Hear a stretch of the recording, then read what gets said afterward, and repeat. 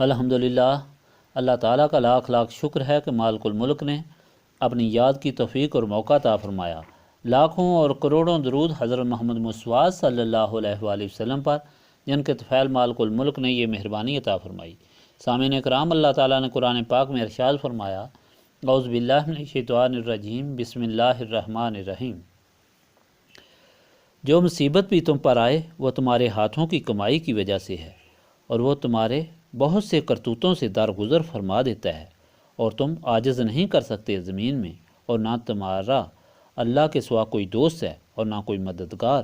اور اس کی نشانیوں میں سے وہ سمندر میں ٹھہرنے والے جہاز ہیں جو پہاڑوں کی مانند ہیں، اور اگر وہ چاہے تو ہوا ساکن کر دے، پس وہ رکے رہیں سمندر کی پشت پر۔ بے شک ان میں اس کی قدرت کی نشانیاں ہیں، ہر کمال درجہ صبر کرنے والے اور شکر کرنے والے کے لیے، یا تباہ کر دے ان کو لوگوں کے اعمال بد کی وجہ سے، اور درگزر فرما دیا کرتا ہے بہت سے گناہوں سے۔ اور جان لیں گے وہ جو جھگڑا کرتے ہیں ہماری آیتوں میں کہ ان کے لیے کوئی جائے پناہ نہیں۔ پس جو کچھ تمہیں دیا گیا ہے یہ دنیاوی زندگی کا سامان ہے، اور جو کچھ اللہ کے پاس ہے وہ بہت عمدہ اور باقی رہنے والا ہے ان لوگوں کے لیے جو ایمان لائے اور اپنے رب پر توکل کرتے ہیں۔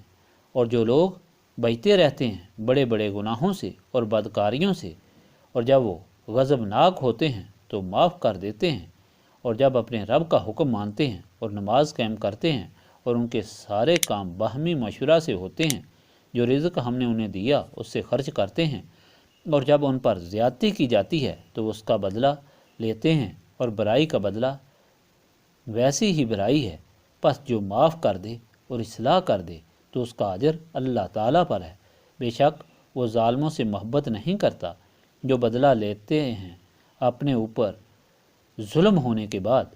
پس یہ لوگ ہیں جن پر کوئی ملامت نہیں، بے شک ملامت ان پر ہے جو لوگوں پر ظلم کرتے ہیں اور فساد برپا کرتے ہیں زمین میں ناحق۔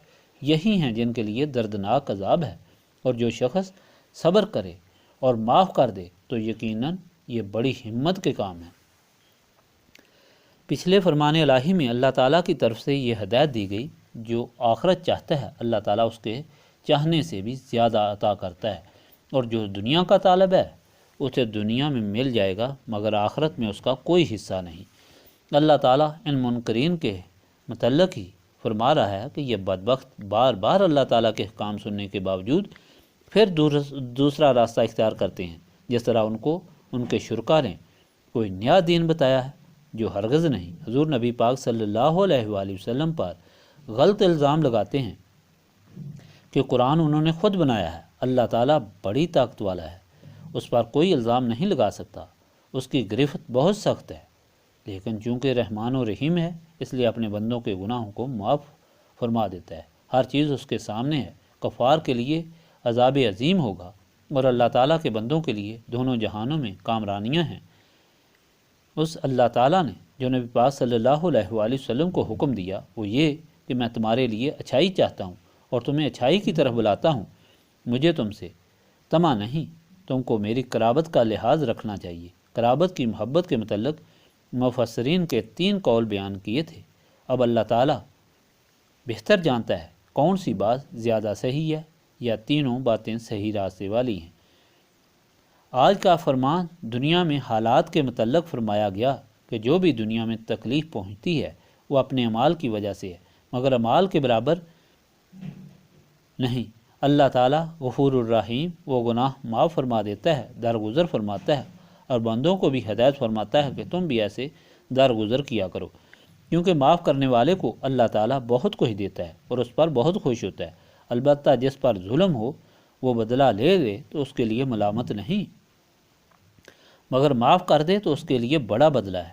جو اللہ تعالیٰ کی موجودگی کا انکار کرتے یا شک کرتے ہیں وہی ہیں جو ظلمت میں ڈوبے ہوئے ہیں اور شیطان کے بہکانے پر گمراہ ہیں، ورنہ ہر طرف کائنات کا ذرہ ذرہ اللہ تعالیٰ کی موجودگی تخلیق کی گواہی دیتا ہے۔ سمندر، پہاڑ، کشتیاں، ہوائیں، پھر بھی جو انکار کرتے ہیں اللہ تعالیٰ چاہے تو فوراً ان کو نیست و نابود کر دے، لیکن وہ مہلت دیتا ہے، معاف فرماتا ہے، درگزر فرماتا ہے، اور ہدایت کی طرف لاتا ہے۔ یہ دنیا تو عارضی ہے، اصل قیمتی چیز تو آخرت ہے جہاں ہمیشہ رہنا ہے۔ جو اللہ تعالیٰ کے احکام کی پابندی کرتے ہیں، نماز قائم کرتے ہیں، اللہ تعالیٰ کے راستے میں خرچ کرتے ہیں اور دوسروں کو معاف فرما دیتے ہیں، ان کے لیے اللہ تعالیٰ کے پاس بہت بڑا اجر اور بدلہ ہے۔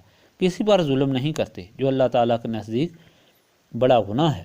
مختصر یہ کہ اللہ تعالیٰ کی تخلیق، قدرت، ربوبیت ہر طرف درخشاں ہے، اور جو لوگ آنکھ، کان، دماغ رکھنے کے باوجود اس حقیقت کا انکار کرتے ہیں، ان کی یہ بد نصیبی اللہ تعالیٰ کے رسول صلی اللہ علیہ وآلہ وسلم کی نسبت سے محرومی کی وجہ سے ہے۔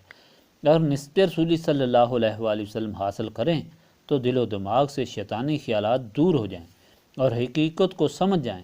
گویا نسبت رسولی صلی اللہ علیہ وآلہ وسلم ہی اللہ تعالیٰ کی مہربانیوں کا ذریعہ ہے، اور اسے محرومی بد نصیبی اور عذاب الہی کا سبب ہے۔ اس لیے ہم نسبت رسولی صلی اللہ علیہ وآلہ وسلم کی درخواست کرنے یہاں جمع ہوتے ہیں۔